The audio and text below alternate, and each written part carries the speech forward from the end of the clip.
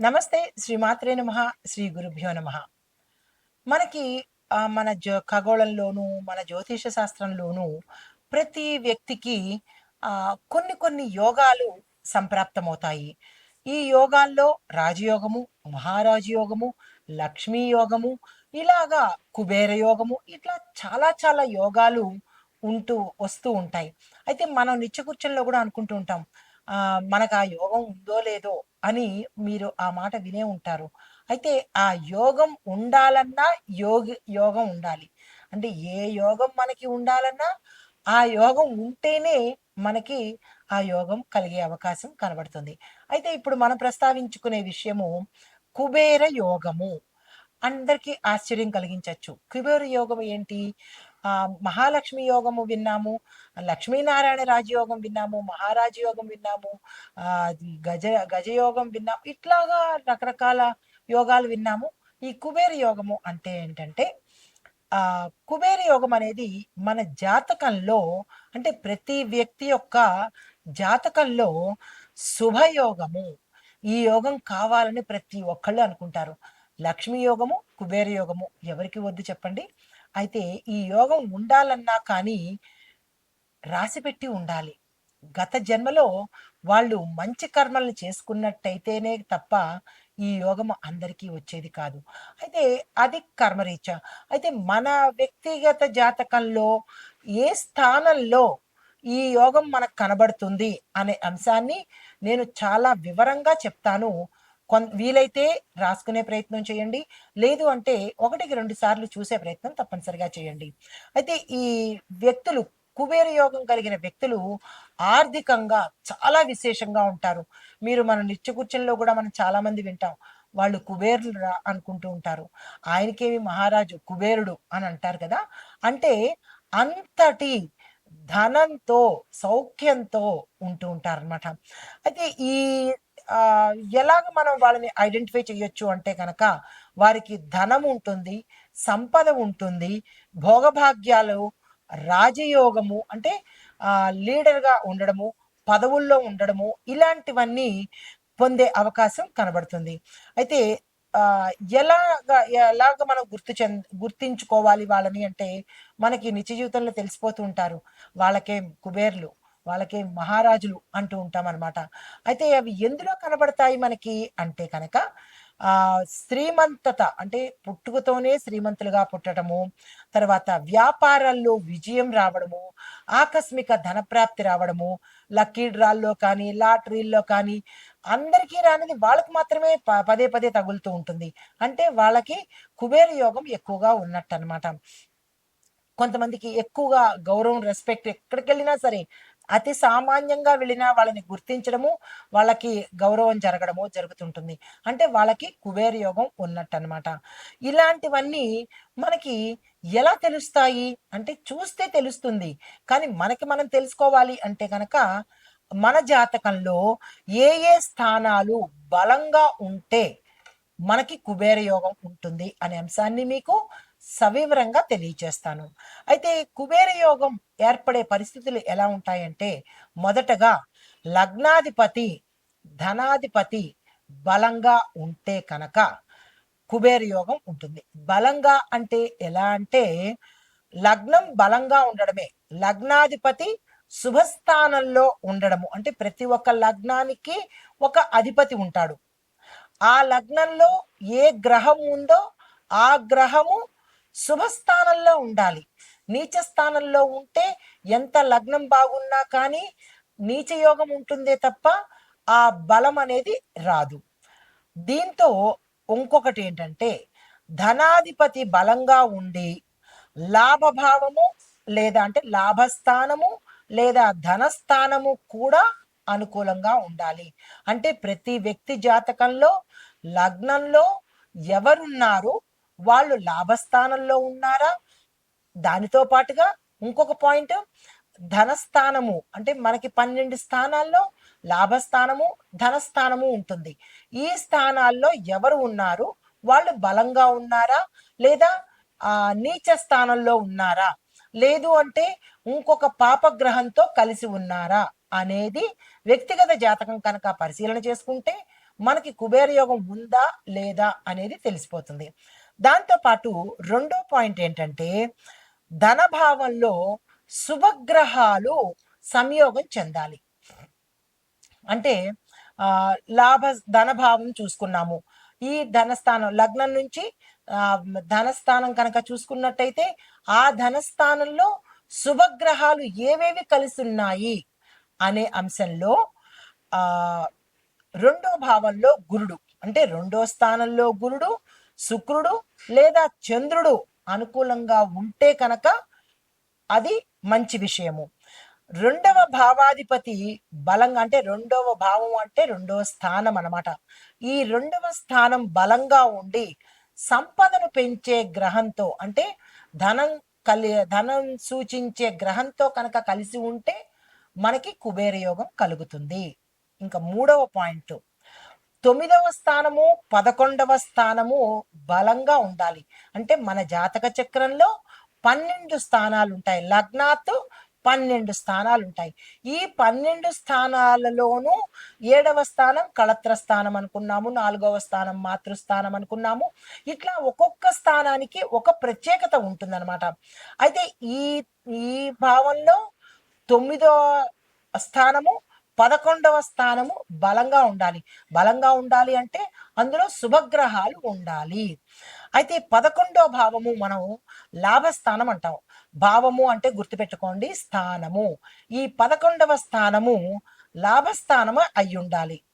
దాంతోపాటు అందులో శుభగ్రహాలు కనుక ఉంటే అంటే ధనాన్ని ఇచ్చే గ్రహాలు కనుక ఉంటే అతను కుబేరుడు అవుతాడు. తర్వాత 4వ పాయింట్ ఏంటంటే గురు, శుక్రు, చంద్రుడు ఈ ముగ్గురు కూడా అనుకూలమైన స్థానంలో ఉండాలి. అంటే పాపగ్రహాలతో సంయోగం చెందకూడదు. వాళ్ళు శుభాన్ని చూసేటట్టుగా ఉంటే కూడా ఆ వ్యక్తికి కుబేర యోగం ఉన్నట్టే. అయితే గురు కర్కాటక, ధనస్సు, మీన రాశుల్లో ఉండాలి. అంటే ఈ 3 రాశుల్లోనూ గురువు బలంగా ఉండాలి. ఈ 3 జాతకుల్లో అంటే కర్కాటకము, ధనస్సు, మీన రాశుల్లో వారికి గురువు బలంగా ఉంటే కూడా ఈ రాశుల వాళ్ళు కుబేరుడు అవుతారు. అయితే శుక్రుడు వృషభ రాశిలో బలంగా ఉండాలి. చంద్రుడు కర్కాటక, వృషభంలో కూడా బలంగా ఉన్నట్టయితే ఆకస్మిక ధనప్రాప్తి. వాళ్ళు ఏది ముట్టుకున్నా ధనం రావడము, చిన్న జస్ట్ లాటరీగా తీసిన అందులో వీళ్ళ పేరు పలకడము, ఇట్లాంటివి అనమాట. ఏదైనా క్యాంపెయిన్కి వెళ్ళినప్పుడు అక్కడ ఏదైనా వెయ్యండి లక్కీ డ్రా తీస్తాము అని చెప్పినప్పుడు వాళ్ళ పేరే పైకి వచ్చింది అని అనుకోండి అంతమందిలో కూడా, అంటే వాళ్ళకి ఆ సమయంలో వృషభంలో చంద్రుడు, కర్కాటకంలో చంద్రుడు బలంగా ఉన్నారు అని అర్థం అనమాట. తరువాత 5వది కుబేర యోగము అంటే కనుక ప్రత్యేకమైన గ్రహాల సంయోగము. గురు, శుక్రుడు ఇద్దరూ కూడా ధనాన్ని, లాభాన్ని భాగ్యస్థానంలో ఉండి అనుకూలమైన దృష్టిని కనుక చూసినట్టయితే ఆ వ్యక్తికి కుబేర యోగం ఉన్నట్టు లెక్క. తరువాత శని లగ్నాధిపతి స్థానాన్నించి ధనస్థానాన్ని చూసి అనుకూలంగా చూసినట్టయితే వ్యాపారంలో అనుకూలత కలిగి ధనం వచ్చే అవకాశం కనబడుతోంది.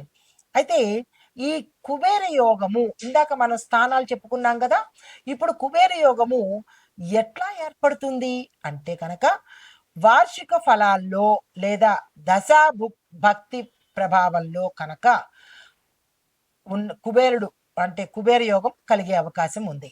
అయితే గురు, శుక్రు, శని దశలలోనూ ప్రత్యేకంగా గురు దశలో ప్రతి వ్యక్తికి దశ, అంతర్దశ, మహర్దశలు ఉంటాయి.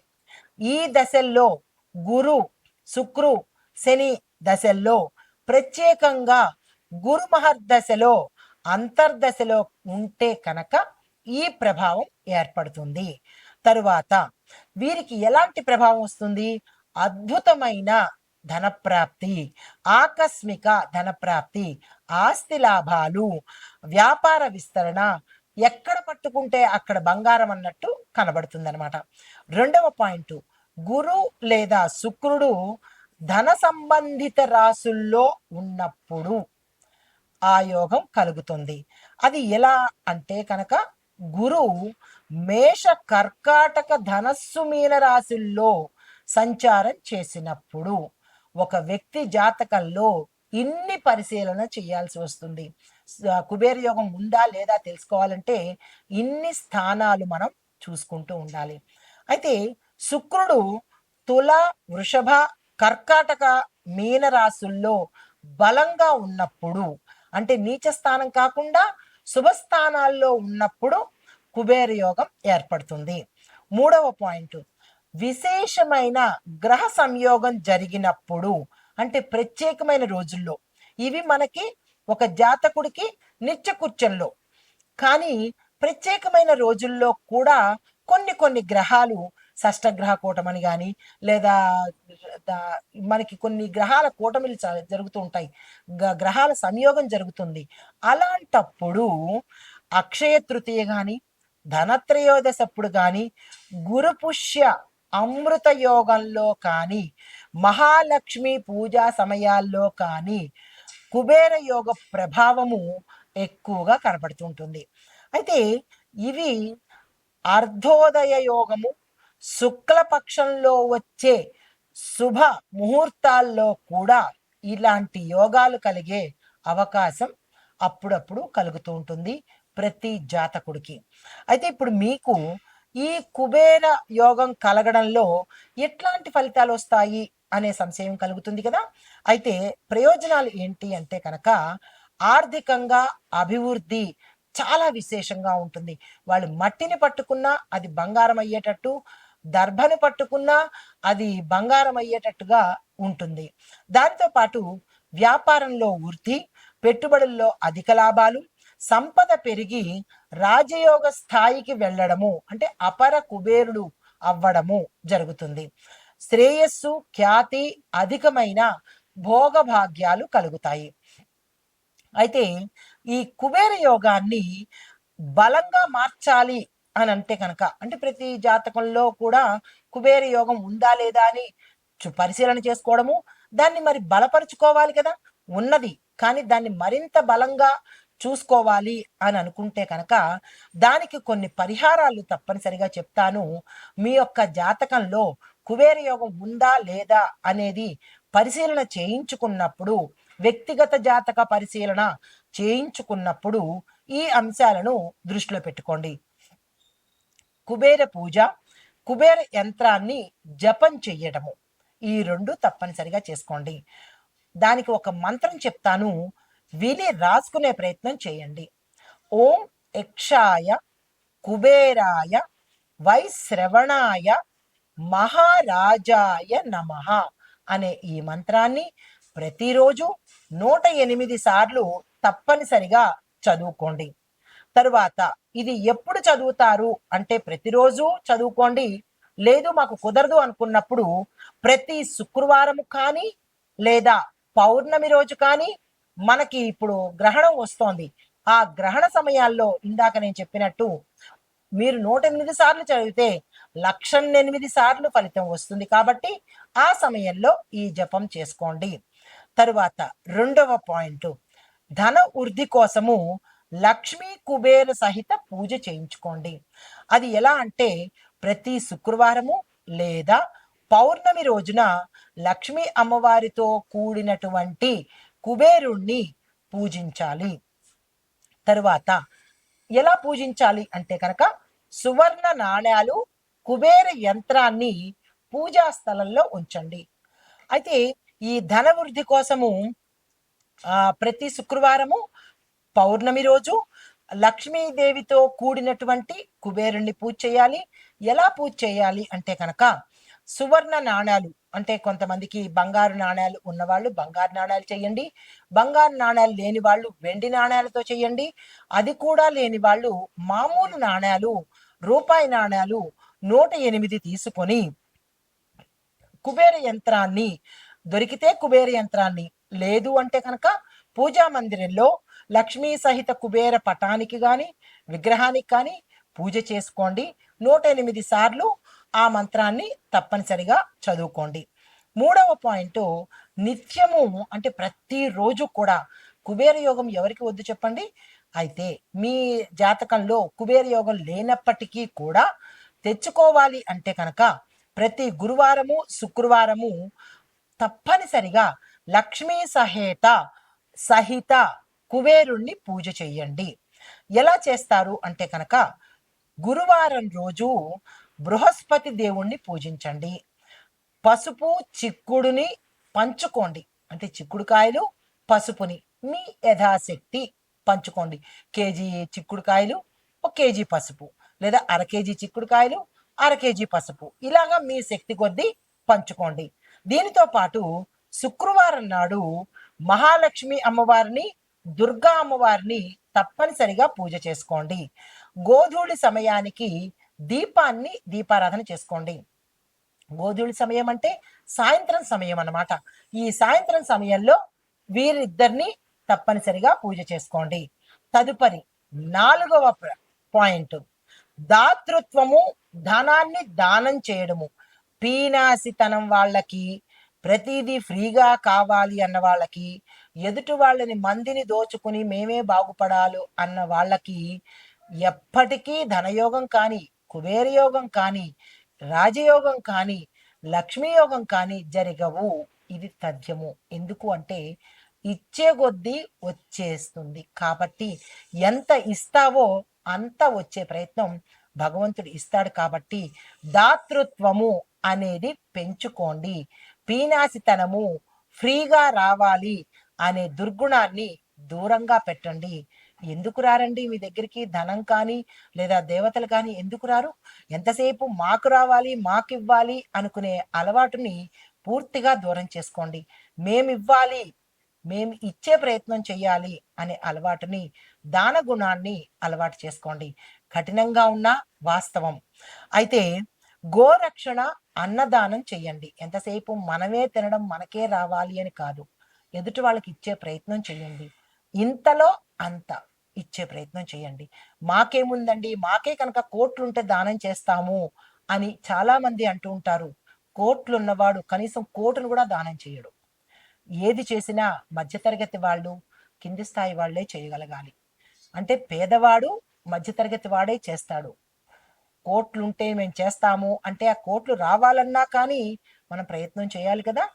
అయితే గురువారం రోజు బ్రాహ్మణులకు ఏదైనా దానం ఇచ్చుకోండి. అంటే పసుపు, బెల్లము, వస్త్రము, ధనము దానంగా ఇవ్వండి. ప్రతి పరిహారాల్లో దానం ఎందుకు చెప్తాము అంటే మీ ఇచ్చే దానంలో మీ కర్మను కడుక్కున్న వాళ్ళు అవుతారు. ఎంతసేపు మాకు రావాలి అని అనుకుంటే వాళ్ళ కర్మను మీరు తీసుకున్న వాళ్ళు అవుతారు. ఫ్రీగా చేయించుకోవడము, ఫ్రీగా అడగడము, దానివల్ల నష్టాలు ఏంటంటే ఇచ్చేవాడు మీకు వదిలించుకుంటాడు, మీరు తీసుకుని దాన్ని తగిలించుకుంటారు. ఏది శ్రేష్టమో మీరే ఆలోచించుకోండి. అయితే ముగింపు ఏంటంటే కనుక కుబేర యోగము ఒక ప్రత్యేకమైన ధనయోగము. ఇది జన్మకుండలిలో సహజంగా ఏర్పడేదే తప్ప మనంతట మనం కృత్రిమంగా ఏ పని చెయ్యలేము. అయితే ఆ వ్యక్తికి అది ఉందా లేదా అనేది వ్యక్తిగత జాతక పరిశీలన తప్పనిసరిగా చేయించుకోండి. అయితే దీంతో పాటు మనం ఏం చేయాలంటే ఈ గురు, శుక్ర, చంద్రుడికి, బుధుడికి కనుక మనం జపాలు, మంత్రాలు జపం చేయడము, జపాలు చేయించుకోవడము, దానాలు చేయించుకోవడము, ఇలాంటివి ఏవైనా ప్రత్యేక హోమాలు చేయించుకున్నట్టయితే ఉన్నది వృద్ధి అయ్యే అవకాశం కనబడుతుంది. అయితే ఈ చేయడం వల్ల మనకి ఏమవుతుందంటే ఈ ధన మార్గాలు ఓపెన్ అవుతాయి. ఈ ఈ పనులు చేయడం వల్ల ఇప్పుడు తలుపులు మూసేసుకుని కూర్చున్నాం అనుకోండి, ఇంట్లో వ్యక్తులు బయటికి వెళ్ళగలుగుతారా? వెళ్ళలేం కదా. అలాగే మనము ఇంట్లోంచి బయటికి వెళ్ళాలంటే మూసి ఉన్న తలుపుని ఎలాగైతే తీయాలో, మనకి రాజయోగం పట్టాలన్నా, ధనయోగం పట్టాలన్నా మీ పీనాసితన అనే తలుపుల్ని తీసి దానము, పూజలు ఇలాంటివి కనుక చేసినట్టయితే ఆకస్మికంగా బయట వేచి ఉన్న ఈ యోగాలన్నీ మీకు వచ్చే అవకాశం కనబడుతోంది. ఈ పనులన్నీ చేసుకుని, నేను చెప్పిన ఈ పరిహారాలు చేసుకుని, ఈ పూజలు చేసుకుని, మీ వ్యక్తిగత జాతకంలో కుబేర యోగం ఉందా లేదా అనేది పరిశీలన చేసుకుని, ఒకవేళ ఉంటే కనుక మరింతగా అభివృద్ధి అయ్యేందుకు పరిహారాలు చేసుకోండి. నమస్తే.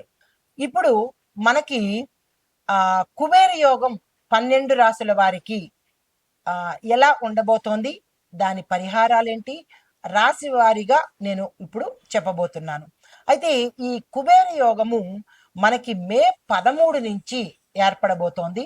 అంటే కొంతమందికి 2024 సంవత్సరం మే 1 నుంచి 2025 మే 13 వరకు మనకి కుబేర యోగము ఉంది. అంటే గత సంవత్సరంలోనే ప్రారంభమయ్యి మే 13 వరకు ఉంది. కాబట్టి ఇక నుంచైనా ఈ వీడియో చూసిన దగ్గర నుంచి నేను చెప్పిన పరిహారాలు కనుక పాటించుకున్నట్టయితే ఈ సమయంలోనే మనము అధిక ధనవంతులు అయ్యే అవకాశము, కుబేర యోగాన్ని పొందే అవకాశము కనబడుతుంది.